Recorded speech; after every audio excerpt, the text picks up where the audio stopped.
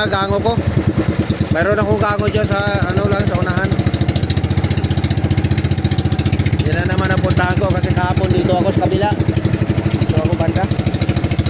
Kaya dito na naman ako. Sana makahuli ako ng marami. Malapit pa naman ang pista sa amin. Wala pa akong pang budget. Kaya kayod talaga, kayod para may panghanda sa pista po. Ngayong pista